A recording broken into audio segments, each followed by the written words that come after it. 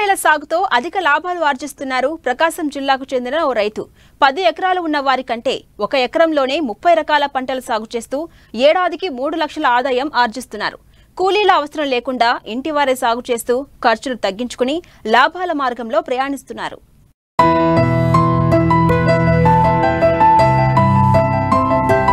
ప్రకాశం జిల్లా కొత్తపట్నానికి చెందిన మల్లీశ్వరి కొత్త పంథాలో పయనిస్తూ వ్యవసాయంలో లాభాలు అందుకుంటున్నారు. ఆమె విజయ సూత్రం మిగిలిన రైతుల్లా వాణిజ్య పంటల జోలికి వెళ్లలేదు. కేవలం ఎకరం భూమిలోనే నిరంతరం ఆదాయం ఉండే కాకర, బీర, సొర, బెండ, వంకాయ, ఆకుకూరలు, పూలు, జొన్న, మొక్కజొన్న ఇలా రకరకాల పంటల సాగు చేపట్టారు. పందిళ్లు వేయకుండా నేలపైనే పంటలు పండిస్తూ తక్కువ ఖర్చుతో వ్యవసాయం చేస్తున్నారు. ఒక పంట కోత పూర్తయ్యేసరికి మరో పంట చేతికొస్తుంది. పూర్తయిన పంట స్థానంలో మరో పంటను నాటడం, ఇలా ప్రణాళికాబద్ధంగా సాగు చేపట్టి ఏడాది పొడవునా నిత్యం ఆదాయం పొందుతున్నారు. ప్రకృతి వ్యవసాయ పద్ధతి అంటే సిఆర్పీలు వచ్చారండి. మా గ్రామానికి మొట్టమొదటిగా సిఆర్పీలు వచ్చారు. కొంతమంది రైతుల చేత చేపిస్తున్నారు. ఏంటి ఇది ఇలా వస్తుందని పక్కన మా బావగారు వీళ్ళంతా చేశారు. చేసిన తర్వాత మేము చూసాం. వాళ్ళ దిగుబడి, మా దిగుబడి, ఖర్చులు, ఆదాయాలు ఒకసారి చూసాం. చూసిన తర్వాత మేము కూడా ఫస్ట్ టైం చేసాం. అంటే జీవామృతము, దశపర్ణి ఇవన్నీ స్టార్ట్ చేసుకుంటూ వచ్చాం. మొదటగా మాకు ఖర్చులు తగ్గినాయి, ఆదాయం దానికి దీనికి ఒకేలాగా వచ్చింది. కానీ మళ్ళీ ఇంకా మరింతగా చేయాలి అనే దాని మీద బట్టి మళ్ళీ స్టార్ట్ చేసాం. ఫస్ట్ నవధాన్య సేద్యం చెప్పారు. నవధాన్యాలు వేసామండి, 18 రకాలు వేసి 45 రోజుల తర్వాత భూమిలో కలయి దున్నాము. నేల సారవంతం అవడానికి చెప్పారు. అది తర్వాత వచ్చేసి ఘనజీవామృతం వేసామండి. ఘనజీవామృతము పురుగుకి, తెగుళ్ళకి వచ్చేసి కషాయాలు ఇవన్నీ మమ్మల్ని చేసుకోమని ఇలా చేయాలని చెప్పారు. వాళ్ళు చెప్పిన పద్ధతిలో మేము ఆ సంవత్సరం సీడ్ టు సీడ్ చేసామండి. నవధాన్యాల పంట అయిపోయిన తర్వాత వేరుశనగ పంట వేసామండి. ఆ వేరుశనగ పంట వేసిన తర్వాత మాకు చాలా అంటే బాగుందనమాట. నేల సారవంతం అవటం వల్ల మాకేంటంటే దిగుబడి బాగా వచ్చింది. అంతా వాళ్ళు చెప్పిన సిఆర్పి పద్ధతిలో ఘనజీవామృతము 400 కేజీలు ఎకరానికి వచ్చి టైప్ 1 వేసాము. లాస్ట్ దిక్కులో వేసుకున్న తర్వాత పప్పు వేసాము. అంటే 110 కేజీలే వేసుకున్నాము ఎకరానికి మేము. అంటే తగ్గించేస్తే బాగా దిగుబడి వస్తుంది అని సిఆర్పీలు చెప్పారు. వేసాం. దాంట్లో అంతర పంటలుగా బెండ, చిక్కుడు, ఇది అలసంద, చుట్టూ బోర్డర్ క్రాప్గా మొక్కజొన్న, జొన్న ఇవన్నీ వేసుకున్నామండి. ఆ సాళ్ళ మధ్యలో ఆ వేరుశనగలోనే అంతర పంటలు వేసుకున్నామండి. ఒక 5,000 రూపాయల దాకా ఎక్స్ట్రా ఆదాయం వచ్చింది. మేము 6 సంవత్సరాల నుంచి చేస్తున్నామండి. సేమ్ ఇదే పద్ధతి అండి. కాకపోతే ఏంటంటే ఇప్పుడు నేను 32 రకాలు అనేది నేను వేసాను. ఒక పంటలో వేసుకుంటాం వల్ల ఏంటంటే ఒక్కోసారి రేట్ ఉంటుందండి, ఒక్కోసారి రేట్ ఉండట్లేదు. నష్టపోకుండా ఉండాలని నేను అంతర పంటలోని ఇంత ఆదాయం తీశాను. నేను 5,000 ప్రధాన పంటలో ఆదాయం తీశానని నేను 32 రకాల పద్ధతి మాకు సిఆర్పీలు చెప్పారు. ఇలా వేసుకోండి, ఒకదాని మీద అయినా ఒకదాని పంట వస్తుంది, ఆదాయం బాగా వస్తుంది అని చెప్తే నేను మొట్టమొదటిసారిగా ఇప్పుడు వేసానండి. నాకు వేసిన కాడ నుంచి 20 రోజులకి ఆకుకూరలు వచ్చినాయి. ఆకుకూరలు వచ్చేసి 10 రకాలు వేసాను. సిరికూర, చుక్కకూర, పాలకూర, పొన్నగంటి కూర, మెంతికూర మొత్తం వేసాను. అవి నాకు 20 రోజులకే కోత వచ్చింది. వాటి వల్ల కూడా నాకు ఆదాయం ఉంది. తర్వాత వచ్చేసి నేను అది అచ్చగా చల్లలేదు. నేను ఈ బెండ, చిక్కుడు వాటిల్లో చల్లుకున్నాను. వాటి వల్ల నాకు ఎక్స్ట్రా ఆదాయం వచ్చింది. ఇక్కడ సీజన్ వారీగా ఏం లేదండి. సంవత్సరానికి వచ్చేసి 3 పంటలు వేస్తారు. ఈ కాకర, బీర, సొర ఇవన్నీ వేసాను.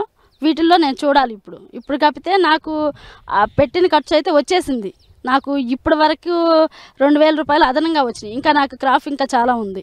ప్రధాన వాణిజ్య పంటలను సాగు చేస్తే పెట్టుబడి తిరిగి రావాలంటే కనీసం 120 నుంచి 150 రోజులు సమయం పడుతుంది. అదే తక్కువ సమయంలో చేతికొచ్చే చిరుధాన్యాలు, కూరగాయలు, ఆకుకూరలు, పూలు లాంటివి అంతర పంటలుగా సాగు చేస్తే నాటిన 20 రోజుల నుంచే దిగుబడులు మొదలవుతాయి. ప్రకృతి వైపరీత్యాల వల్ల పంట దెబ్బతిన్నా తక్కువ నష్టంతో బయటపడవచ్చు. అందుకే సన్నా చిన్నకారు రైతులను ప్రకృతి సాగు వైపు మొగ్గు చూపేలా అధికారులు ప్రత్యేక దృష్టి సారించారు. ఇక్కడ వచ్చేసి మేము పురేణి మల్లేశ్వరి గారు అనే రైతు చేత మేము ఈ 31 ఎకరంలో 30 రకాల కూరగాయలు, ఆకుకూరలు వేయించడం జరిగింది. ఇది వచ్చేసి మేము ఏ గ్రేడ్ మోడల్ అని చెప్పేసి మేము అంటున్నాము. అంటే ఏంటంటే కనీసం మొక్క వేసినటువంటి 20 రోజుల నుంచి ఆదాయం పొందేందుకోసం ఈ పద్ధతిని అనుసరించడం జరిగింది. అంతేకాకుండా అంటే ఆకుకూరలు కానీ ఆకుకూరలు తీసిన వెంటనే మళ్ళా కానీ రీసోయింగ్ వెంటనే మళ్ళా కానీ ఆకుకూరలు వేయడానికి మేము ప్లాన్ చేయడం జరిగింది. కానీ ఏంటంటే వీళ్ళు గతంలో వేసినట్టు వేరుశనగ మొలకలు రావడం జరిగింది. దాన్ని అలాగే మేము ప్రధానంగా పంట కింద వదిలేయడం జరిగింది.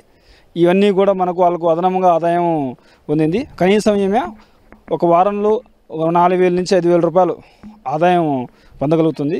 మనం నికరంగా సంవత్సరం పొడవునా చూసుకున్నట్టయితే కనీసం 3 లక్షల రూపాయలు ఆదాయం పొందేందుకు మేము ప్రకృతి వ్యవసాయ డిపిఎం మేడం సుభాషిణి మేడం గారి ఆదేశాల ప్రకారం ఈ కార్యక్రమాన్ని మేము మేడం గారి ఆధ్వర్యంలో ప్రారంభించడం జరిగింది.